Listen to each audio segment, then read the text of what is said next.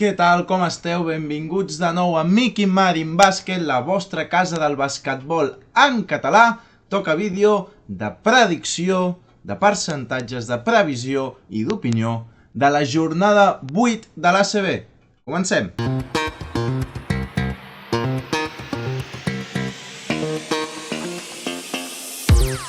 Bé, tenim una jornada més de l'ACB, ja no para, ja no pararà.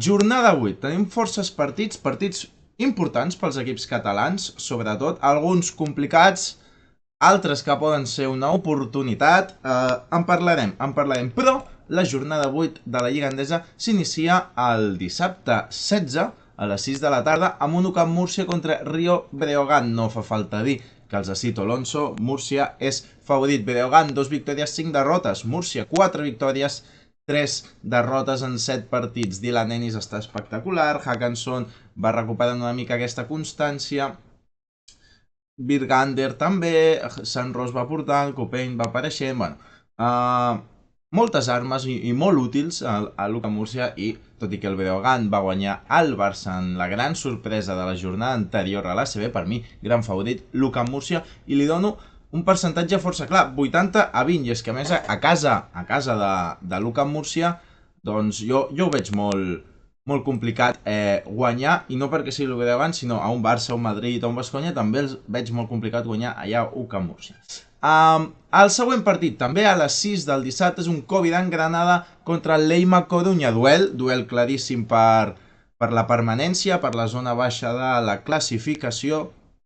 Tenim el Granada amb una victòria i 6 derrotes, i tenim el Leima Corunya amb 2 victòries i 5 derrotes. Les sensacions, si heu vist els dos equips, és que el Leima Corunya en principi ha de ser superior, tot i que jugui a casa del Granada, i a mi Pablo Pino és un entrenador que m'agrada, crec que amb el que té, no sé si al màxim, però quasi al màxim. Crec que serà un partit força... Sí, força, molt guerrer, molt lluitat.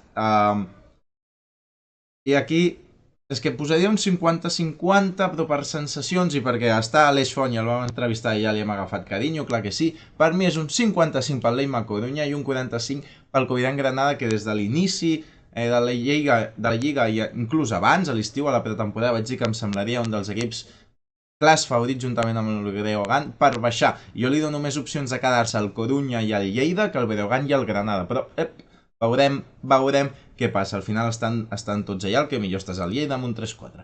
I l'últim partit del dissabte, no la jornada, no us espanteu, l'últim partit del dissabte és un autèntic partidàs i involucra el primer equip català. La Laguna Tenerife a 3:15 rebrà el Baxi Manresa, un Manresa que ve en una forma espectacular, que si no recordo malament ha guanyat ja a Granca, ha guanyat a València, ha guanyat a Unicaja de Pallissa, dues victòries seguides, l'últim partit contra el Granada, sensacions espectaculars, ha començat i continua molt bé, cert que portem 8 partits només, però en 8 partits ja pots treure conclusions, ja pots treure cosetes.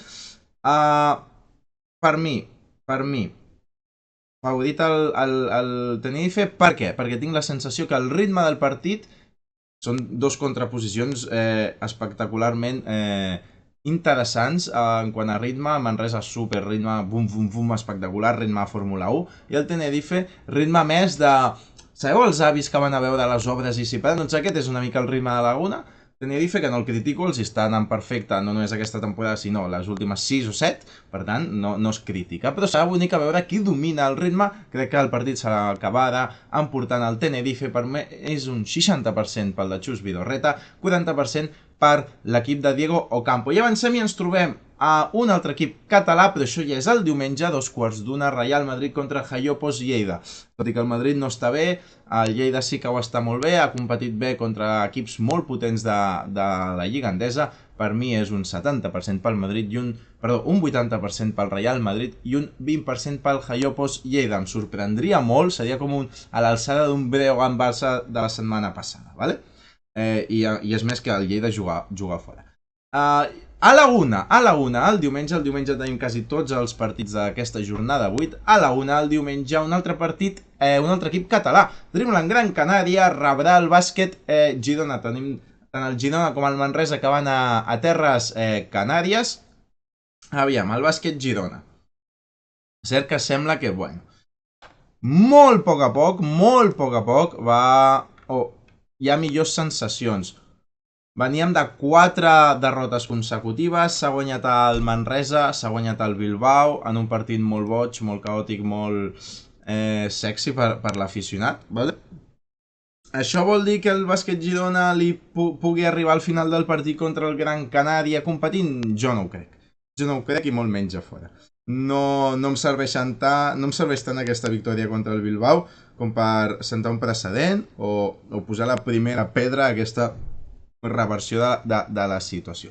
Per mi és clar favorit del Gran Canària, tant com un 80% de probabilitats que li dono l'equip de Jaka Lakovic i tan sols un 20% a l'equip de Fotis Katsikaris. Amics gironins, espero que m'entengueu. I avancem, que no em vull enrotllar, ens queden 4 partits i els 4 són espectaculars, segurament dels millors de la jornada.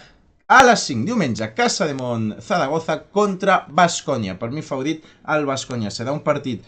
per què? O sigui, juguen a casa, el Baskonia no comença molt bé a la Lliga, el Casademont ha començat força bé i té un partit menys.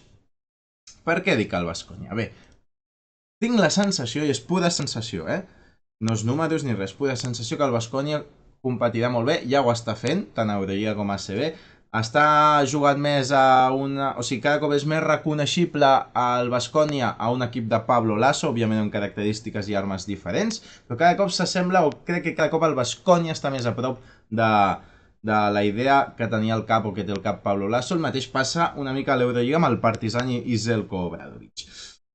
Duel interessant a les pintures, Gilson Bango i Dublevic contra Donta Hall i Khalifa Diop.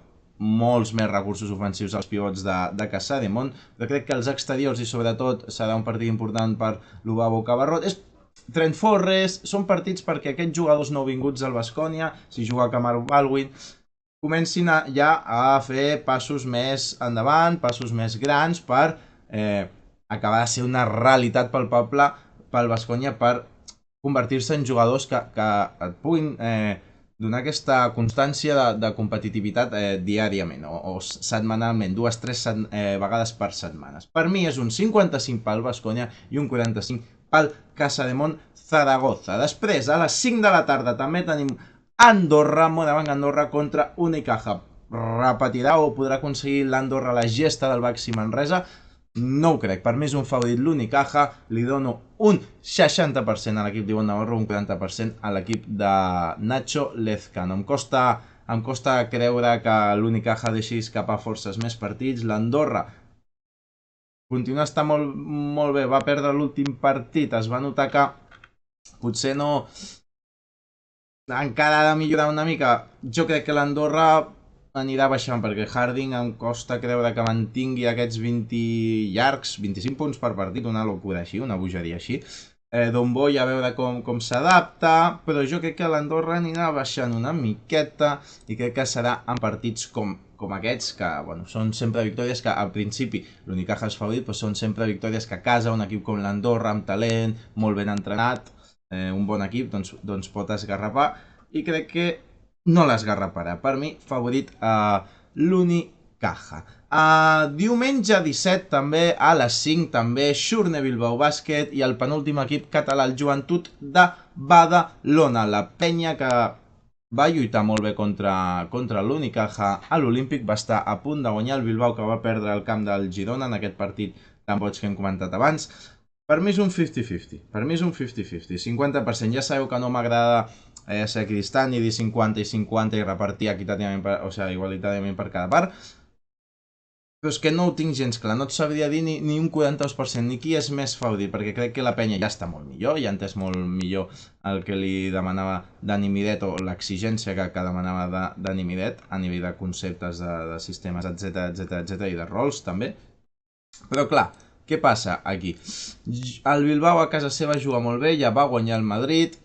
Per tant, és que no em sabria decidir. No em sabria decidir, us ho deixo en un 50-50. I l'últim partit d'aquesta jornada 8 d'aquest cap de setmana amb partits molt xulos i molt guais d'ACB que hem anat aquí explicant i donant els percentatges. L'últim partit és a les 6:30 i serem presents Miqui Marín Bàsquet i serà present al Palau Blaugrana perquè juga el Barça a 2:15 contra el València Bàsquet. Partidàs, el partidàs amb majúscules, totes les lletres i totes les exclamacions que vulguis de la jornada 8 de l'ACB. Per mi, favorit el Barça. Serà un partit amb molts triples, imagino, amb molt de ritme.